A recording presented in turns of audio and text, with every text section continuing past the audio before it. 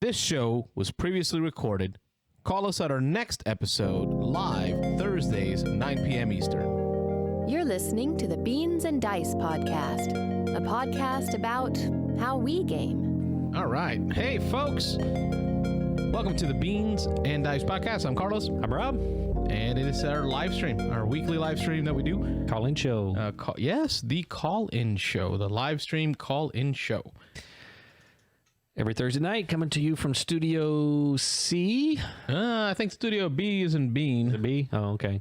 Yeah, C I for think Carlos. you're C for Childers. Carlos I think Cabrera. you get Studio C Yeah, for I get Childers. C. All right, you get B. All right. Always got to be one better. I am the Bean in this. Beating the dice. And we're going to open up the phone lines in just a moment. But before we do, we give people a chance to jump in. Rob and I want to talk a little bit about a game we just played. Yep.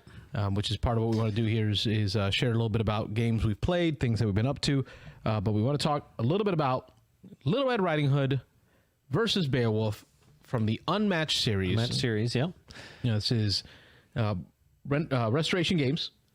Right. They do a lot of restoration of old games. They bring them back. Redoing them, sprucing them up, changing the rules a little bit. Yep. They've gone nuts with doing these Unmatched games.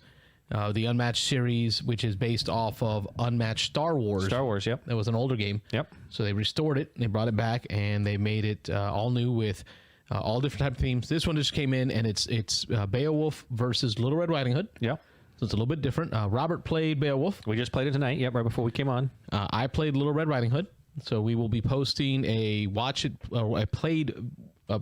us play video. Right. No, they watch it play. Playthrough. It's Playthrough copyrighted. video, yeah. Yeah, but, you're going to get in trouble. Trademark. Yeah, with the big guy. Rodney's coming after Rodney. me. He's going to send his Canadian mafia.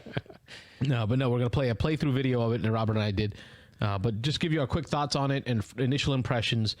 My initial impressions, Robert, is that right off the bat, this game jumps right into the system very well. I mean, it does not let you down in the quality of what they do with the restoration games. It adds the two new characters, Little Red Riding Hood and Beowulf, and each of them have new ways of being used. Right. So new rules and mechanics for each of them that make them special and different from not only themselves, but also from all the other ones that I own. Right.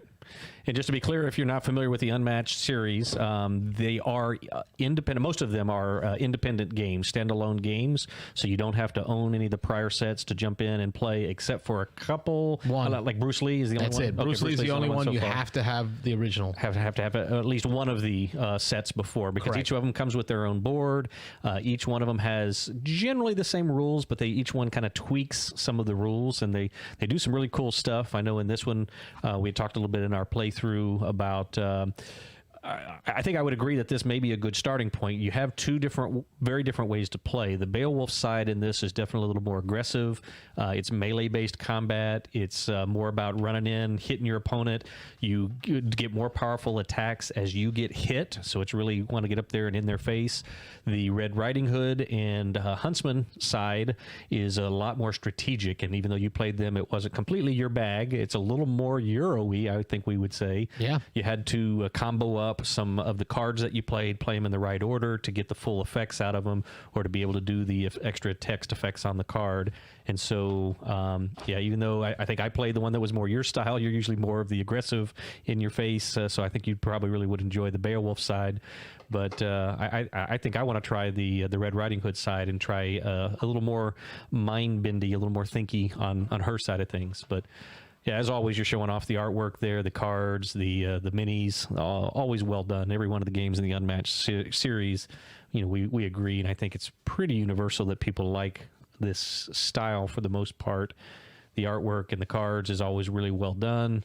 The minis that they've done have that wash on them, where they've done just a basic. It's just a gray mini, but they've got just a little bit of wash on it, so it brings out some of the highlights, some of the crevices and things. The black wash seeps in there and really makes the figure pop. You can really see the indentations and really make out the sword and the shield and all that good stuff. So I can't agree more with what you said. I think Little Red is the more difficult one to play for Yeah. new people, because you have to be able to figure out how to combo your cards. For example, her special ability is called In My Basket. So what her discard pile is called her basket. Whatever card is on the top of her discard pile is the card that's the item in her basket per se. Yeah, yeah. Each card has a symbol, so she's got 3 different symbols. She's got wolfsbane flowers, she's got knives, and she has pelts. Yep. And each card has a symbol matching that. So when you play a new card Right. as your action, that card will have abilities on that card that say if the card on top of the discard pile is a pelt or a wolfsbane or a knife, Right. you can do this. So it really makes you have to combo up and decide, if I play this card now, the next, that's going to be the top of the discard pile. So what's my next card going to be? What order am I going to play them in to try to get the most out of your cards? Yeah, I know you were playing with limited cards. We were both playing that game with just 1 or 2 or 3 cards in our hand for the most part. You have a hand limit of 7 normally. I think she really is going to benefit from having more cards, because you really need to be able to see a bunch of different symbols. You need to be able to combo them up, play one off of another. So, doing it again in the future, I think that's a style that you're going to want to shoot for if you're playing Little Red. But Yep, this is a great addition to the Unmatched series. We will post up our playthrough video shortly. Yep. We recommend it. Yeah, Unmatched, and I'll say this: when Unmatched and Funkoverse came out, they're 2 very similar like games, one-on-one tactical games. I really leaned towards the Funkoverse side. Like, I was super excited about that. That was going to be my series. I was going to buy one versus the other, but then I played an Unmatched set and I swapped. Like, I completely left Funkoverse. I'm all over Unmatched. Definitely on different levels. Unmatched is definitely more of a gamer's style. It's definitely more of a thinky, a little bit more thinky, more strategic type game. Funko is a little bit more that I could play with my 8-year-old or my 10-year-old and just get those in. And even just playing with those figures, the Funko Pops, little miniature shrunk down Funko Pop figures is just fun. So I think I probably like Unmatched better, just because I am a more of a thinky player, but I don't mind playing Funko. Just ripping one of those open, and I've got a collection of those. I've got the Kool-Aid Man, and oh yeah. So I will admit the Funkoverse do great with my youngest, and I don't think this will do as well, because he won't be able to put the combos together. Yeah. But for me and you, sure, this is going to be my go-to for that tactical, quick combat game. Yep, the definitely. Unmatched series. Yep, I agree. All right. Well, folks, that's our opinions on Unmatched. That means it's time to open up the phone lines. Yep, absolutely. We want to get those open. We're going to try to keep the format here, maybe the first 5 or 10 minutes of the show, just hitting on a quick topic like that, and then we'll get those phones open so we can start talking to people. But definitely call in. We want to hear about whatever you've been doing in the board gaming world, whether it's some new news that you have, whether it's a new game that you've acquired, a new game that you want to acquire, that you've heard some information about. If you just want to bounce anything off of us, see what we've heard about something, or definitely we enjoy being educated on stuff. So if it's something we haven't heard of, we'll pull it up here on the BGG, take a quick look at it.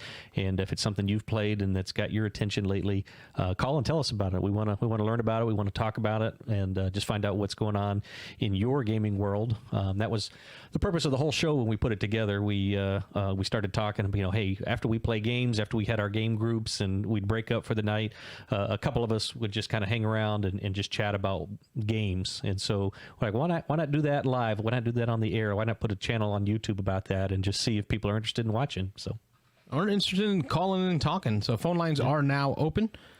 Give us a ring. Talk to us about Unmatched. What are your thoughts on Unmatched, or even the similar Funkoverse? If not, just throw in your own topic. Yeah, whatever. Make it whatever you want it to be. For sure. We're here for you guys. So we'll just keep an eye on that phone. We've got a couple other things we're going to talk about. We're going to talk about some industry news and stuff that we've heard that's been going on recently. So we'll just fill some time with that kind of stuff. If the phone rings, we'll stuff that we've been doing too. Yeah, for sure. So I will talk about a recent purchase for me. Little thing I'm excited about is I just received the Cool Mini or Not Zombiecide, the Night of the Living Dead version. So it's Zombiecide in effect, but it plays off of the Night of the Living Dead IP. So they've got the ability to use that, the George Romero original movie, black and white. Yeah. It takes Zombiecide and it simplifies it a bit. Now, some folks feel it simplifies it a bit too much. I've got it here on the BGG, so we'll pull that up and look at some images. But I'm kind of excited for it. I really am. I don't need every game to be super heavy. Yeah. I don't need everything to be a Gloomhaven. No, wow. You know, with having to figure out how to win it, right? Yeah, not everything. They have their time and their place, but I've been hearing a lot about this, and we were talking about it at the game shop over at Your Turn, a board game cafe in Wesley Chapel with Dan, the owner, and he got a copy of it. I think he was part of the Kickstarter. He got it pretty much as soon as it came out, and it's been sitting on his shelf over there. And I actually have never played any of the Zombiecide games. Have you played any of the Zombiecide before? Yeah, I have the original Zombiecide Okay. with a couple of the small expansions, like the extra heroes and stuff. Yeah. But that's it. I only played it originally back when I first got it a few times. Some of the rules were wonky. I had trouble teaching it to like friends, and this was early on when it first came out. I can't remember how long ago it was when it first came out, but it made it harder to really like get non-gamers into it because there was rules on noise, there's rules on shooting, I'm really hoping that this new version, Night of the Living Dead, which is it's supposed to make it simpler and easier to bring up with more casual gamers where they can just have fun with it. Mm-hmm. That's what I've heard. I've heard that this is a little lighter, that they've streamlined some of the rules. They've streamlined, like you mentioned, the noise system. I know is something that's bothered a lot of people in the past, is that there's just a fiddliness to it. Anytime you do any action or you use a weapon, there's a noise value. And from what I understand, you had to take these noise tokens and put them out, and you had to keep track of them. You had to remember each time you did something that you needed to track the noise. And this game, I guess, eliminates that. This version eliminates that. And from what I've heard, versions going forward that they're talking about, the Western version now that they're looking at, is also going to eliminate that. So it sounds like it was a change that people are liking, that they're going to keep in the game going forward. But I know we talked a little bit about this one, the Romero mode versus the Zombiecide mode, and that's kind of the shtick on this one, is that I think it's beautiful on this one. Yeah, it's really because cool. it gives you, so each character is double-sided on their card, right? So it's going to give you a character that has on one side a black and white George Romero-esque character, like draw artwork, right? And eventually you'll skill up, right? In Zombiecide, as you kill zombies, you skill up, but it also increases the difficulty level. Like, it intensifies everything. Sure. As you skill up, you're able to flip your character over, and then they pick up more of the standard Zombiecide traits and skills. So it helps you be better, right? You get the combos, get to use cool skills, and then it goes kind of more of a color side to the card. That's one of the really cool things here, is that the Romero version of the card of your character is in black and white, and then when you go to the super aggressive Zombiecide mode, you flip it over, and it's a color version with all more the modern, more Zombiecide, more action, the blood and gore and all that good stuff on it. Yeah. But what's cool, Rob, is in the Romero or the Night of the Living Dead edition of Zombiecide, whenever a zombie comes out that is a relative, right, that's the key there. Yep. You have to flip your characters down to Back the to Romero the side, basic, the Romero because side. they've been shocked, right? They're seeing their family member, their sister, their child. Yep, got that as a zombie. emotional trauma there. Yep. Lose all your extra traits, and until that relative is killed, you're like less powerful. Right. I love that. Yeah, that's a really cool, really cool twist on the game there, and really thematic with the Night of the Living Dead movie. And simple. Yeah, Right? it was Like simple it's change. simple. Like, so how easy was that to just, okay, well, how do we depict them being horrified by watching their relatives? Yeah. What if we just take away all their skills? Absolutely. Just flip that card back to Romero's side. Yeah, and it's simple to implement in the game, so it's not like some big huge rule you're having to get used to if you've played Zombiecide in the past. It's a pretty simple change, it sounds like. Yep. So I'm excited about getting the Night of the Living Dead edition to the table. Let's keep up on that Zombiecide news front. Okay. Right? We'll talk about the Zombiecide, the Undead, the new the Western version. Dead or Alive or Undead or Alive. Dead or Alive. That's it. That's the pun on the play on words. I'll try to pull that up here while you talk about it. Yep. Undead or Alive is the Cool Mini or Not Kickstarter that just ended, and I think it had just ended at, was it 3.3 million? Right.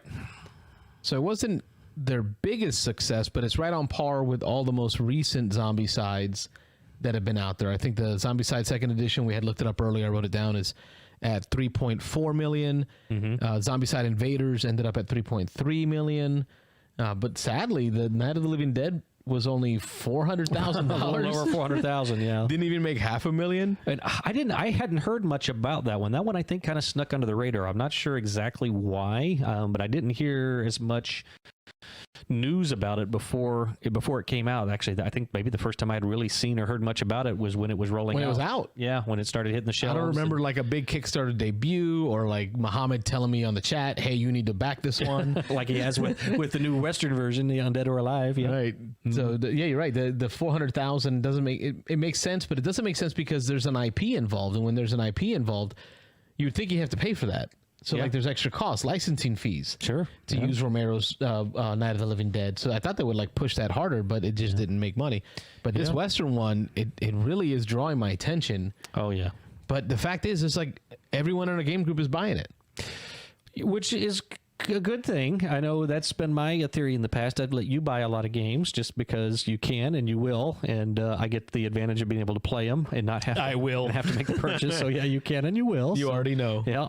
So there's certain games I know Carlos is probably going to pick that up. Although there's a handful of games we both own, but for as much as we play together, there's not a whole lot of sense in us buying the same games. And even within our game group, I mean, we've got probably about 30 people that are pretty regular in our game group when we're able to meet, which we haven't been able to recently, unfortunately.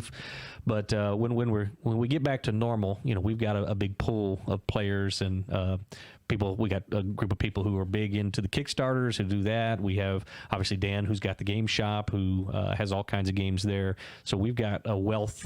We're just lucky that we've got a wealth of library available to us. I don't feel as compelled to buy this one. Now, Wayne brings up a great point.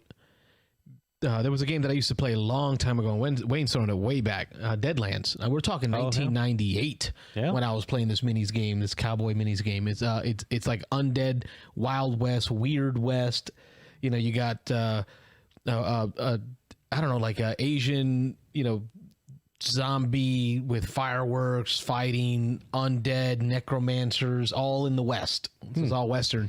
He brings up the point that if we're still playing that game, buying Simon's version of those minis would make all the sense in the world. Oh, yeah? There's just a ton of minis to buy with. But that's the Deadlands. Yeah, that's the Deadlands here? Okay. Well, that's Doomtown. That's the board game version. I played the minis version, which I think is what Wayne is pointing to. Oh, okay. I'll see if I can find the minis version of the game. It's an old one. So Wayne's an old school gamer, too. I haven't heard of that one. I did not. I think the Kickstarter's over, and I did not buy it. I actually was able to... Yeah, I find Kickstarter's easier for me not to buy. Oh, yeah? Right, to jump into, because I'm not getting anything soon. Okay. So I don't feel like the rush to buy it. I think part of me is I just bought Night of the Living Dead for, $80 on Amazon? Right? Yeah. Because they had a couple copies left. I feel like I can just wait until... Oh, he says the RPG, too, for Deadlands. I can just wait until it comes into the wild and buy just the base set. And no, I'm not going to get all the exclusives. But you know what? The original Zombiecide is still on my shelf, and I've never really cracked it much. Yeah. So it's like I don't feel bad. Yeah, now that I think about it, I guess I've seen it on your shelf a lot when I've come over, and I think I've asked once or twice about it just because I know that Zombiecide is a game that's got a pretty good following. But like I say, I had never played. Again, I'm fairly new to the hobby. Within the last 10 years, the modern board gaming hobby. But it's definitely a game I know about, and I've heard about it a lot, and I know there's a lot of different versions out there. And so that could be, for somebody who hasn't gotten into it, that can be one barrier there, is I don't even know where to start if I were to get into Zombiecide. So, I'd have to grab something like one of the newer versions, something like... That's why I feel like the base box set is such a better place to be, right? Because if you go all in, Dan's got it covered. If you go all in on the Zombiecide... So if you need Zombiecide, Dan's got you. Dan's got it. All right, cool. If you go all in on Zombiecide, when are you ever really going to get into the extra stuff, all that exclusive stuff? Yeah. Right. I just almost, don't see it. Almost a lifestyle game. I don't know if I've seen it put as a lifestyle game. It's one of those games, like you say, that if you're going to get all that stuff, you kind of need to play it and have a group. Yeah, have a group of people who like to play it. Dedicated to playing it. Yeah, I don't imagine it's a great solo game. I guess if you solo it, you just play multiple characters. You can. Yeah, but it sounds like it would be something you definitely would want a group to play on a pretty regular basis and go through. And that's one thing I mentioned. I know that you're not crazy right now about campaign games just because there's so little time and so many things to do. So hard to get people together now. But this Night of the Living Dead supposedly is a great campaign. From what I've heard, it actually goes through the Night of the Living Dead movie, and then the end of the campaign actually takes you beyond the movie to a possible kind of what if, if it kept going, if if they got away or whatever, what would happen next. And so there's a couple scenarios at the end that kind of take you into some fictional or some new territory that the movie didn't cover, which I think would be really cool. So I got my copy ready to go. I know that you and I can get together at least every Thursday. Sure, yeah, we can start. we can do at least a few dive in a few matches on or games on a Thursday. Yeah, I'm even if it's just you and me. Yeah, that's and I think you can just add people and take people out. You just divvy out the characters separately. Okay, and that's the kind of campaign game I'm looking for. I can't do one like the Lord of the Rings one again. Yeah, where you have to have the same people every time, all the time. That's it's hard to get people together. That I find it never finishes for me. So so that's Zombiecide, the Alive and Undead, Undead or Alive. Yep. Undead or Alive news there. It's 3.3 million, which is right at where the last few have been. So not a huge success. Yep. It's still a success. But 3 million. You're not going to laugh at or shy away from 3 million. It's not quite the 5 million they got with Green Horde. Right. But yeah, I would call 3.3 million or 3.4 million a pretty decent success. So. Agreed. See, cool mini or not, I give you that. Yeah. Yeah. Speaking of cool mini or not news, what our buddies say about Blood Rage? Oh, is that the new? It's brand new, and so we're not sure exactly what it means. I'll pull up here. We kind of just pulled up some information off just a random page, so I'm not giving any particular credit here. But we have been hearing that the designer of Blood Rage, Eric Lang, on his Twitter account, I believe it was yesterday or maybe the day before yesterday, released some information on some things that he's been working on. And so he mentioned a couple of games, one based off of the Exploding Kittens universe card game. He's working on a new variation of that game. He mentioned a couple of other little things, but the one that caught a lot of people's attention is that he mentioned that he is working on something in the Blood Rage universe. And we're not real clear at this point whether this is going to be some kind of new expansion based off of the current Blood Rage game or if it's going to be a whole new game. In his quote, he mentions that he is working on a Blood Rage title, and so I know both you and I seem to feel that infers that maybe it's a whole new standalone game, although there seems to be a lot of people debating that at this point that said that maybe it is just going to be maybe a big expansion to Blood Rage. But he specifically stated that, the Blood Rage, of course, has always been on his mind, but he hasn't been interested in just putting out another expansion, just more stuff for Blood Rage, but he recently has had something that is a new mechanic or a new thing with Blood Rage that has him intrigued, and he's fleshing that out. He did specifically say, please have patience. These things take time, that he's kind of working through some ideas right now. So, wow. I mean, for a game. And this thing was, again, here on this link here, it talks about that when he left CMON, and I remember this, when he left CMON, there was a little tease in there about him working on a sequel. I think the words were sequel. Okay. In this release when they said he was leaving CMON. So I'm hoping that it's more than just another expansion. Which I mean, I like I always say, I'm not a huge fan of more expansions. Yeah. I want to see more games, and I think this one is going to be a game onto itself, a true sequel, another title. We'll see. Either way, I'm a big fan of Blood Rage, and so either way, whether it is some kind of expansion, again, he like I said, he wasn't interested in just putting out another expansion, just putting out more stuff. And your point here, it says how this Blood Rage sequel is what it says here in a quote from him, will fit alongside other games in the Mythic trilogy, the three that it's what Ankh, Blood Rage, and Rising Sun are the three in the trilogy that he's now working on Ankh, which is getting ready to, I think, release pretty soon. But either way, We'll see. yeah, I mean, the way he's put it out there that he didn't want it just to be another expansion, even if it is an expansion, it sounds like whatever it is, it's going to be substantial. It's going to change the way you play Blood Rage, or it's going to add a whole nother level. I like Vikings. I'm just fine with it being another game in the Viking world. Yeah, that's fine. Yeah, Except for Vikings Gone Wild. No, neither one of us liked that one too much. It wasn't horrible, but it wasn't as exciting as we were hoping. But yeah, I mean, I've been binge watching Vikings, the History Channel's Vikings. Yep. So I'm like all in the Viking mood right now. So when we cracked this open for the Unmatched today, it was great because there's Beowulf, another Viking. Yep. You didn't get to play him, but we just did it randomly, so you didn't get to play your Viking. But that's okay. Yeah, I played Vikings, for Blood Bowl. I got my Vikings there. Yeah, yeah. So I got a lot of Viking everywhere. Segue into your Blood Bowl from last weekend. How did that go? I am fine with more Vikings from Eric Lang. Yeah. Even if it's a completely different title. Yeah. Because I want more. I want to try Feast for Odin. Like, yeah, that's a heavy Euro, right? Yeah. I want to try that. That's Vikings. Sure. Yeah. That's another Viking game. That's a heavy Euro. No, I don't see you loving that one, but we'll see. I'll lose happily as long as I get to do the Viking thing. Yeah. All right. My Vikings, right? So Blood Bowl. I had my tournament last week, and I hosted it for a Blood Bowl 7s tournament at, and he's on the chat right now, Gray Board Gamer, the cafe in Zephyr Hills known as Your Turn, Board Game Cafe. Yep. We hosted there. We had 24 coaches come out to bring their Blood Bowl teams. Awesome. For a tournament. 24. That was the capacity of the space. So, I mean, you couldn't have had more people if you wanted to. But, no. Yeah.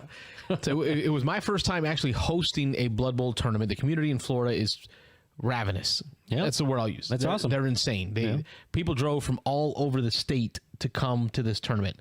Yeah. And it went off without a hitch. I was so glad. Yeah. I spent all that time preparing ahead of time, buying swag, custom dice, custom tokens, printing out tournament sheets, learning the softwares that are required by the organizing body, the international organizing body, also known as the NAF, who organizes Blood Bowl for the world. Right, so I had to submit the tournament to them and the rule set that I was going to use, and I mean, it was a lot of work. I was getting stressed as we got up to it. You sounded like it as we were getting closer and closer. You were freaking out a little bit. Just a little bit. But it went off without a hitch. We started our morning off early, like I wanted to give enough time for everybody to arrive. Once everybody got there, we got to start a little early, played some games, stopped for a lunch, and because Dan's shop over at Your Turn has food and beer, we were able to drink and eat right there on site. We didn't have to go anywhere for a break. So we kept a nice, quick, short break, jumped right into the matches. I struggled a little bit with the pairings, but I got it fixed on the software. I finally figured it all out. Okay. The entire 8 hours, I streamed live on YouTube. So y'all might have saw the update to say, hey, we're streaming live there.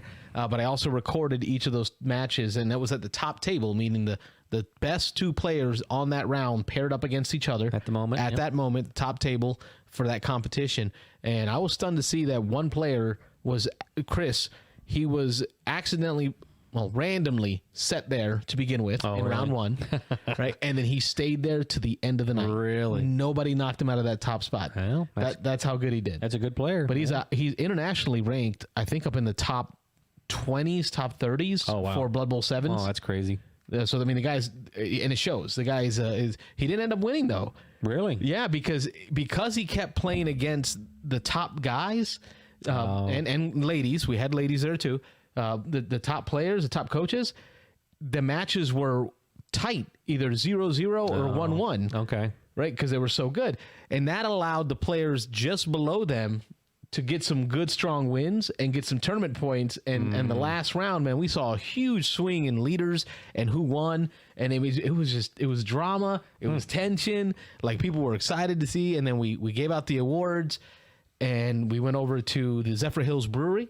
We topped the night off over here there at Zephyr Hills Brewery. Saw those pictures, yeah. Yeah, we had some beers. They ate some food there. It was just a lovely, lovely night, man. I wish you were there. Yeah, I'm sorry I had to miss it. Yeah, I was planning to be there, and then it did hit me less than a month out that I had another commitment as a volunteer thing that I do every year that same weekend, and so I had to go over to Orlando for 4 days. But I was when you do another one, not if you do another one, but when you do another one, I definitely plan to be there. Good, because I am going to do more. I I think it did. It went off well. All the feedback is good. Cool. So it sounds like it's something that I can start doing at the local shops here in the Tampa Bay area. I know you had some nice swag from the event. Yeah, I gave you some dice today. So you got your beans and dice. And some people were not happy with my dice. Apparently, they don't roll very well.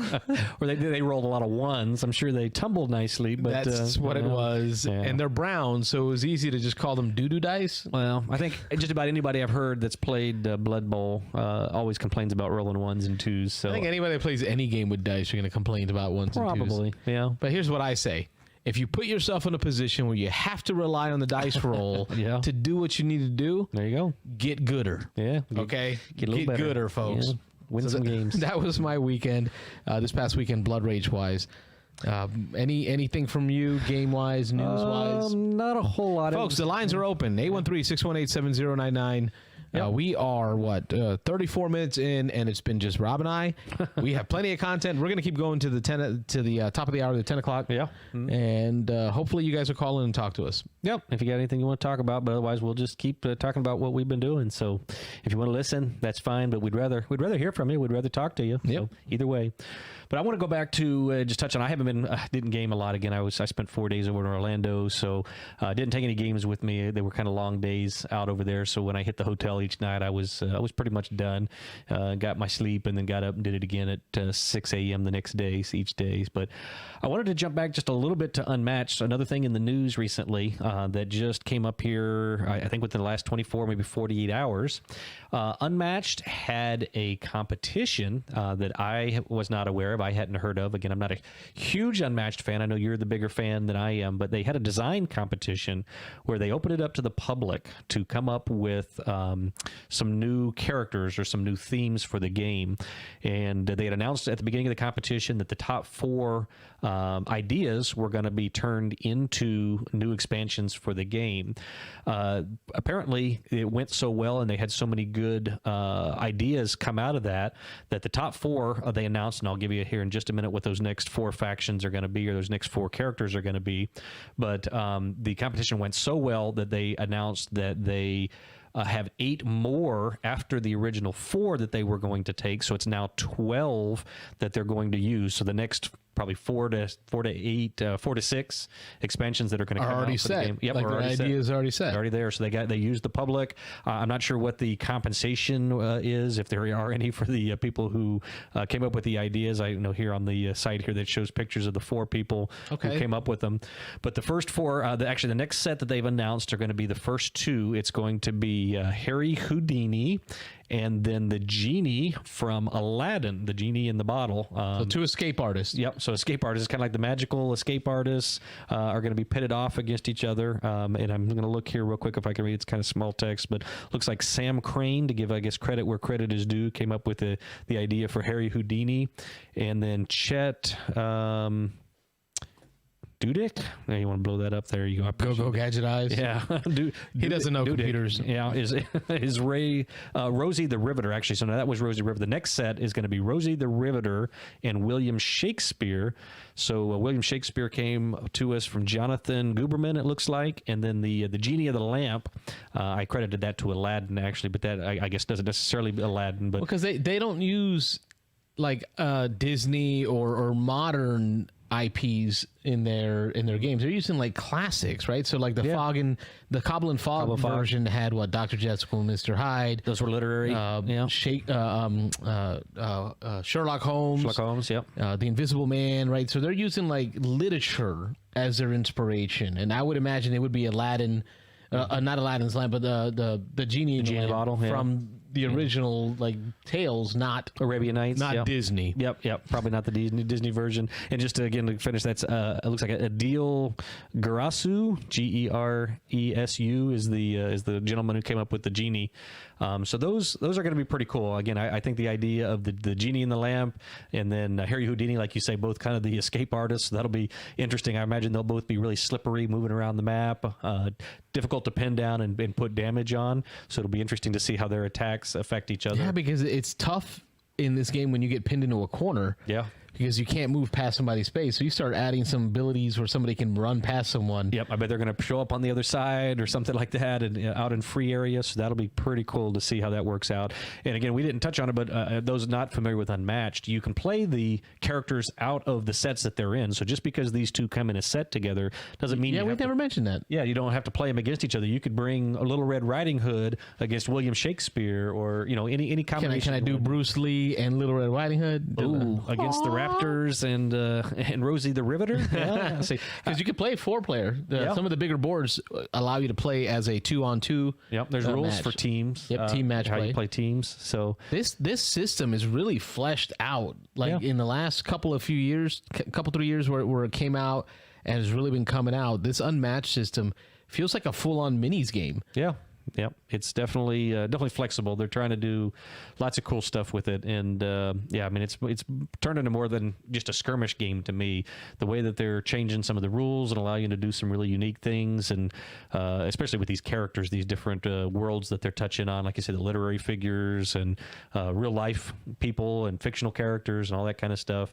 They're really pulling some cool stuff from different areas, different corners of the world. So I'm excited about more Unmatched. My wallet is not, but I am. Yeah. That's. I think the only one I'm missing is the Buffy the Vampire Slayer one. Well, they're not particularly expensive. What does one of these go for normally? No, the 30 bucks or so, $35. It's not extremely cheap. But that isn't not a terrible. expensive. Yeah. I mean, in today's day and age, when every Kickstarter's $100 just to get in and walk out at $400 plus, a $30 game that comes and every one of these 2-player starter sets or 2-player sets are individually playable on their own. They don't require any extra starter sets. They're standalone except for Bruce Lee. He's the only one that's not. Yeah. And they've teased a T-Rex, so I'm still waiting for my T-Rex. Hey, you've got the Raptors now from the Jurassic Park version. Jurassic Park. Yep. So you got the Raptors. Versus Muldoon. Need the mama T-Rex, the big T-Rex. I need a T-Rex. Yeah. Where's my T-Rex? Come on, Restoration. The first giant character. Yeah. Get it together. Yeah. Anyway. So that's Unmatched. Yep. Unmatched. In the news, what else we got? And again, 813-618-7099. Give us a ring, or else we'll just keep talking about games. Yeah, that's fine. Pull it up, Rob. Let's see if we can find anything on what I want to talk about next, which is I saw an announcement.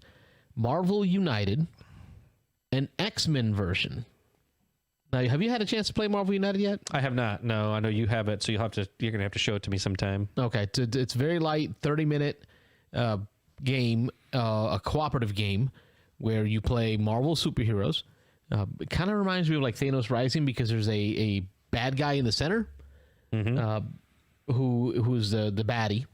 And then we have a ring of locations around the board. And the baddie's going to try to get his scheme done, whatever his scheme is, by doing different things on the board, while you're doing things to defeat thugs, to stop their henchmen from doing stuff, and in order to prevent him from getting to do his scheme. Yep. Once you've stopped him from doing his scheme, then you're allowed to attack him directly. Once you knock his health out, you win the game.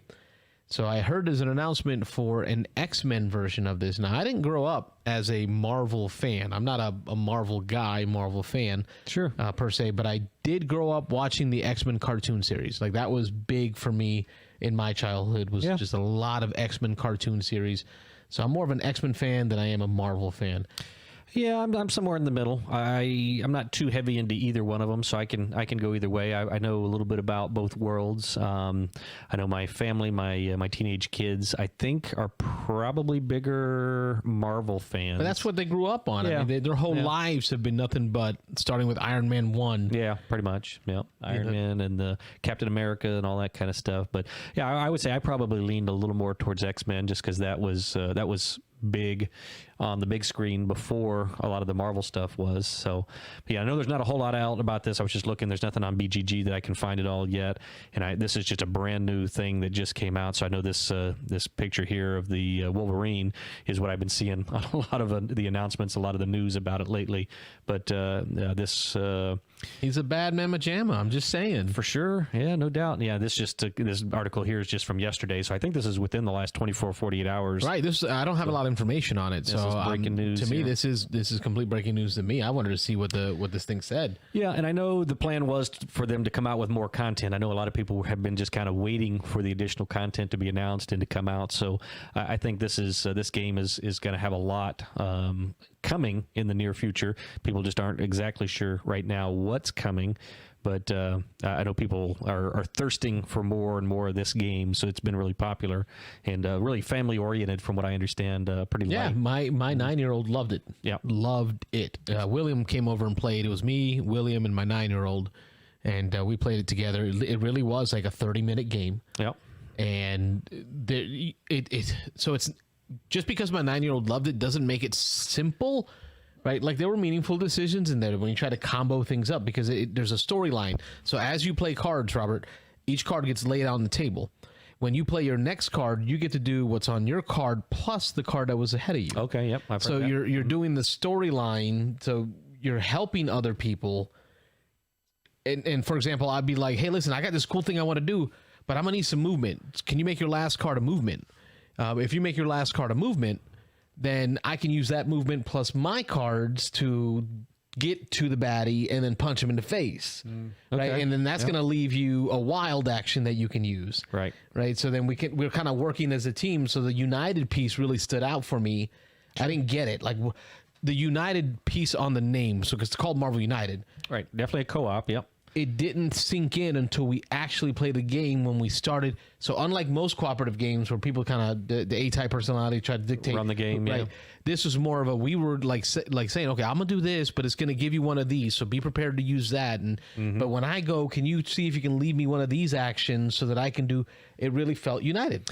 And I heard that I don't remember specifically what it is, but I've heard that it does. There's some mechanics in the game that get rid of that alpha gamer. That there's not one person who can just kind of run it. And I think it's maybe use your card secret or something. Yeah, you hold your cards in your hand, you don't share them. Okay, and so that's it. You can't really share a bunch of knowledge about what's on your cards, and so it stops one person from being able to kind of run everybody's game because you can only know pretty much what's in your hand. You can give you an idea of how you're going to help somebody or how they might help you, but it really lets people run their own turns from what I've heard. So yeah, so I'm excited about the Xmen version of this.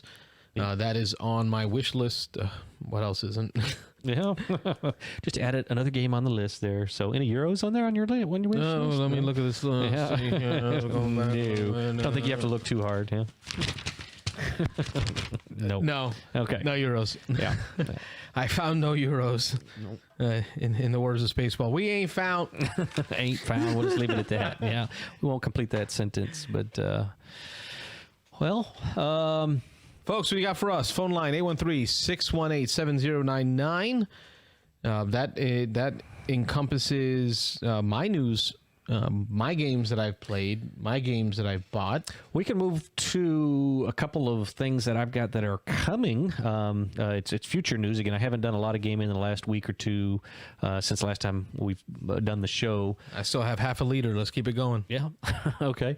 But a couple of things that are coming up is I am getting ready to start the game of King's Dilemma. Oh, you're doing it. Chester from our group has put together a group starting this Saturday evening. I will be over at his place. He's got a couple of friends, and I think at least one of his friends' wives are going to start that campaign, and I've been invited to join them. And so that's a game I've wanted to play for probably at least a year now. I've heard a lot about it.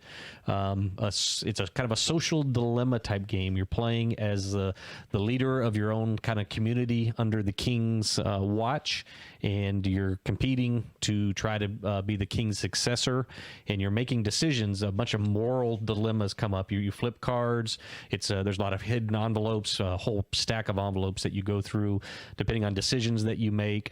You are trying to influence other people, other leaders in the kingdom, the other players, to try to agree with your rationale on why you should do something or not do something. There's a lot of, again, the game is set up around moral dilemmas about the one that is commonly referenced that I'm going to assume. That way, without spoiling it. Right, without spoiling anything. Again, this has been out there quite a bit, but there's one of them has to do with, if and again, I don't know any of the details other than just a few little bit that I've heard, the non-spoiler stuff that I've heard, but maybe somebody, an outsider outside kingdom approaches you, but when they come in to meet with the king, they have slaves, and your kingdom is currently anti-slavery, and so then you have to make decisions on, maybe they come in and make an offer of some wealth or riches or some trading opportunities or something like that.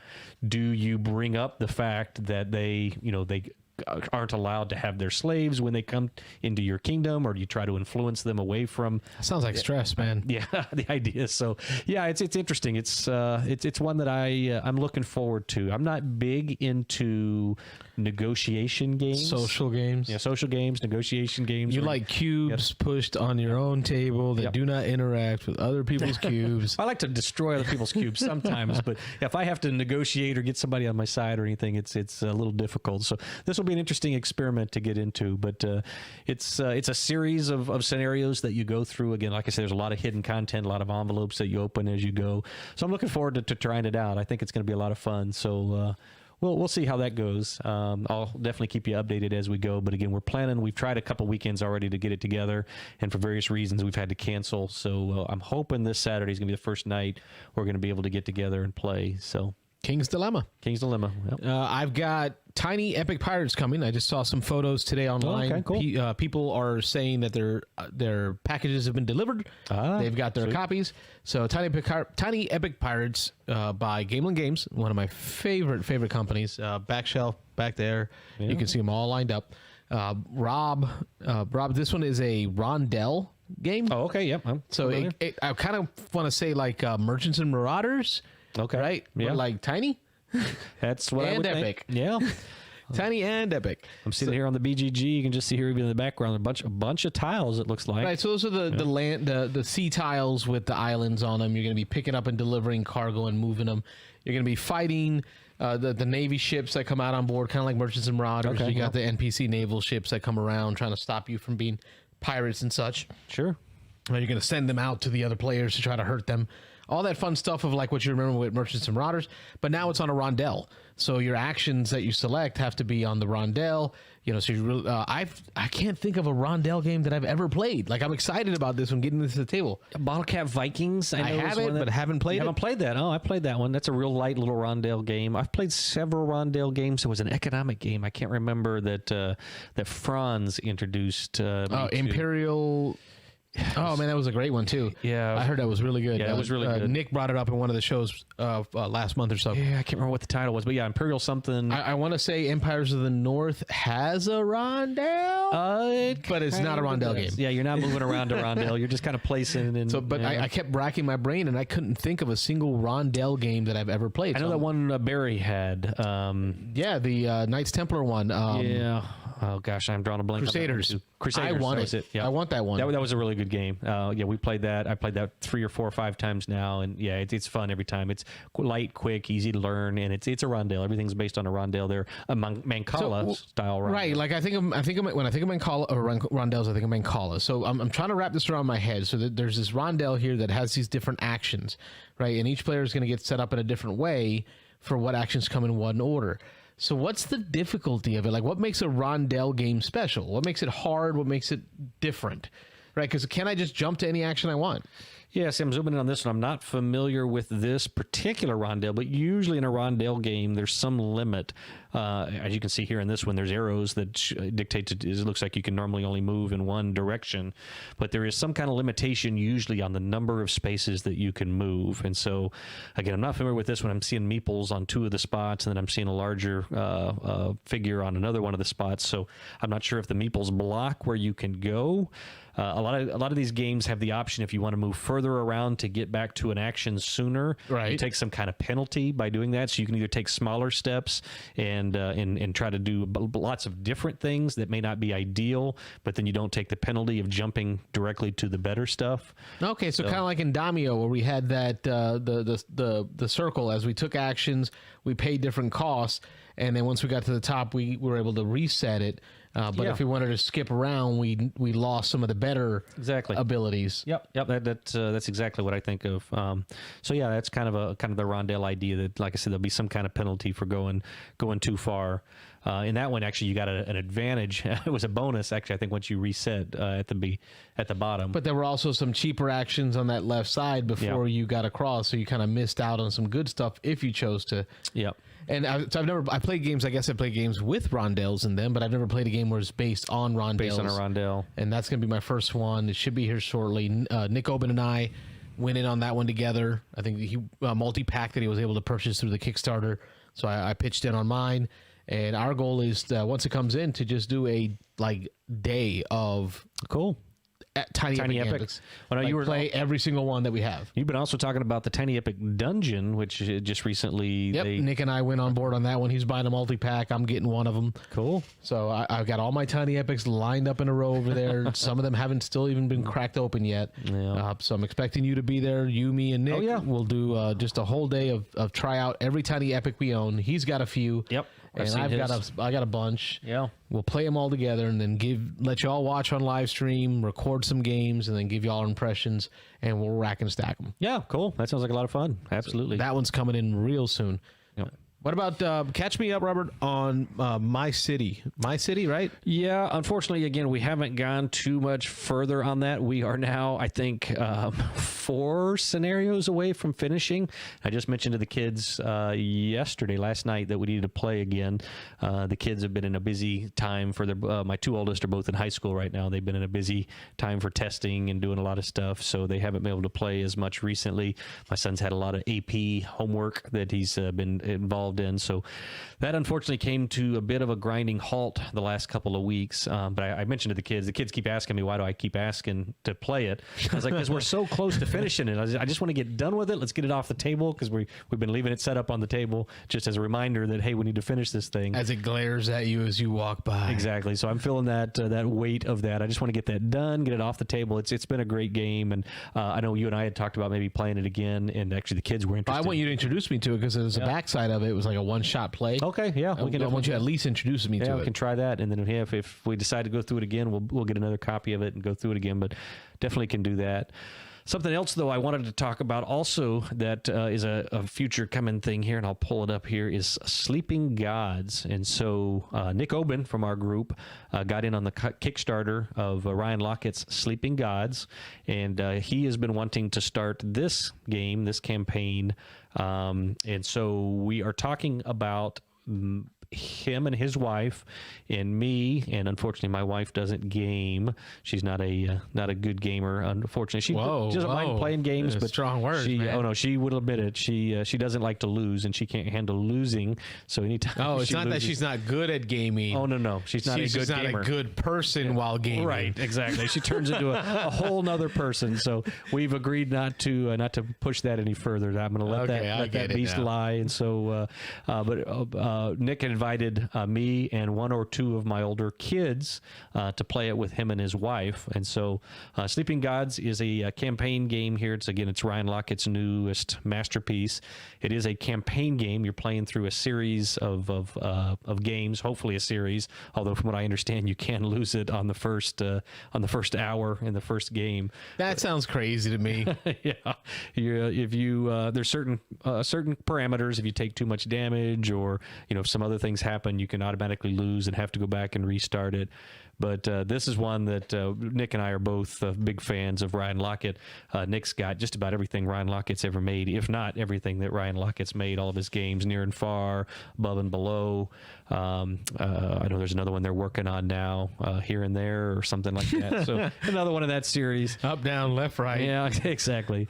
So, but this is one. Select, start. Yeah, the art in these games is incredible. You can see here just the cover art on the game. And then these boards, the player boards, the main game board.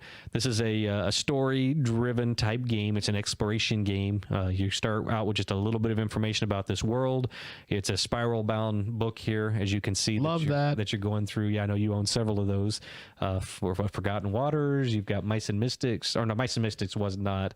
It was the other one. The Stuff Fables. Stuff Fables. Yeah, yep. And Jaws of the Lion. There you go. Jaws of the Lion did that. We need more games with bound rule books or bound game boards. Yep, they're definitely cool. But that's what you get in this one. You've got a bunch of characters, a ship. You're selling a ship around, trying to discover different artifacts and find some artifacts. And so the kind of the cool thing here is I've heard of some stories from people now who have played through this once, and the campaign can go. I think it's like 12 hours ish to go through at one time.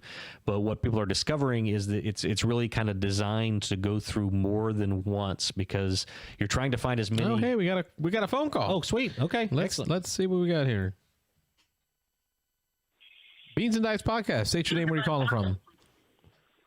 Hey, this is Aaron. Aaron calling back from Columbus, Ohio. I called in last week. Thought I would check in with you guys again.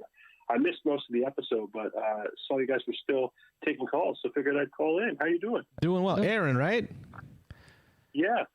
Hey, thanks for calling back again. You saved us. I thought we were going to have our first show with no calls. With no callers. It's been quiet tonight. Yeah.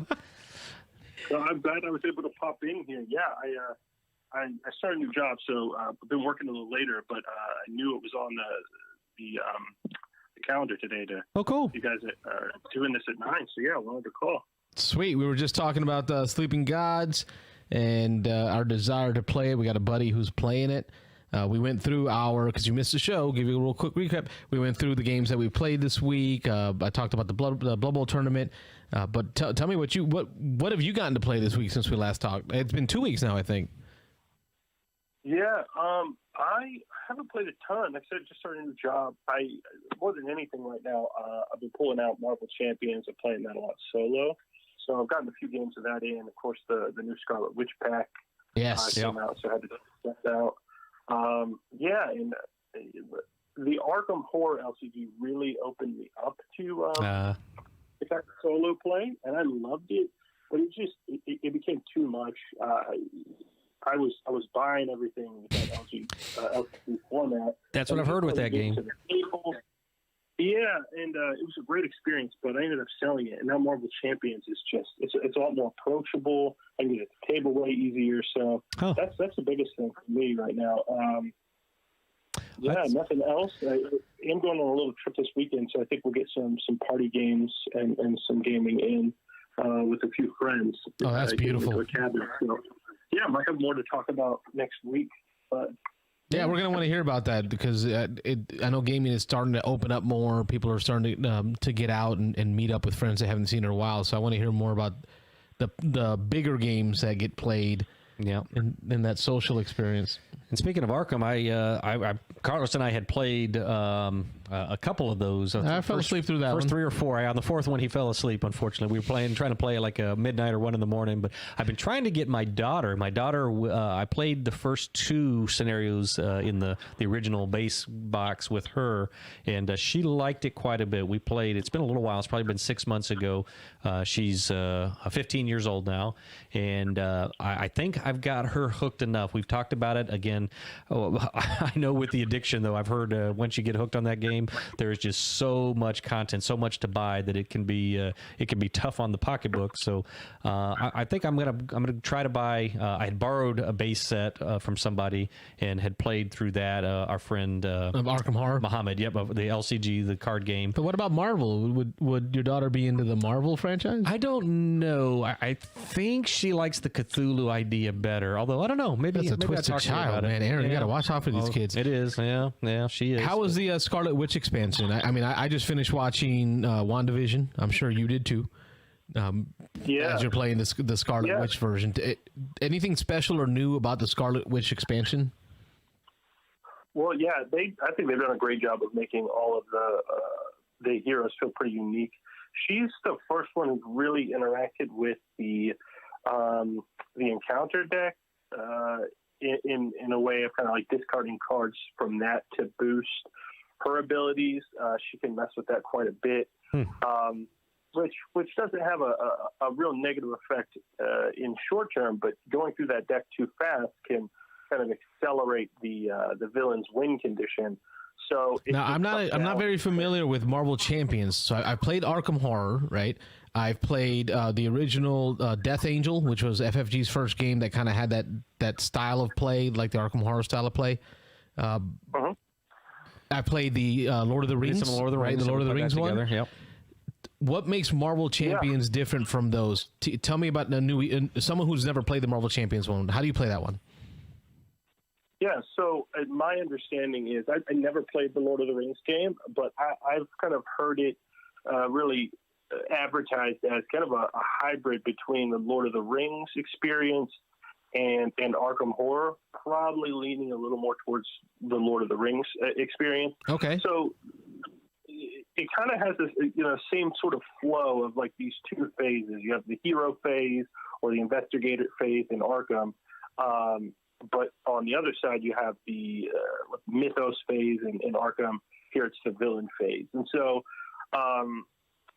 really the way it works is you pick a character, you pick one hero. They've got 15 cards in their hero deck. That's it? And then you're going to deck, then you're going to deck build. You're going to pick one of four aspects.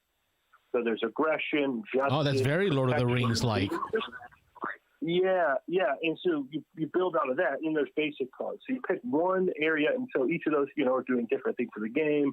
One's, more attacking the villain. One's more dealing with, threat and scheming that the villain's doing, and, protection's more defensive.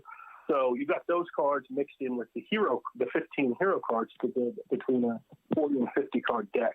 So you take that deck and it's a little more streamlined from Arkham, where you don't have these resources you're generating each turn to spend. It's all the cards are being used to pay for different cards. So it's really clean. You're doing a few things on your turn, and then it comes over to the villain turn.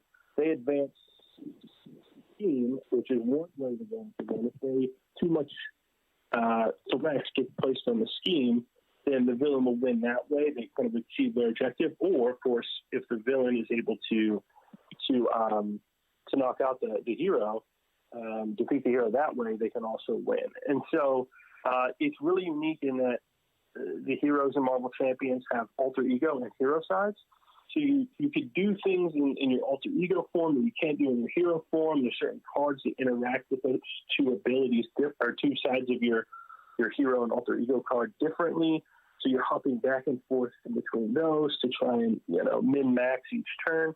And it's just, it's a great puzzle. It really, that's what it works for me. I've played it 2-player.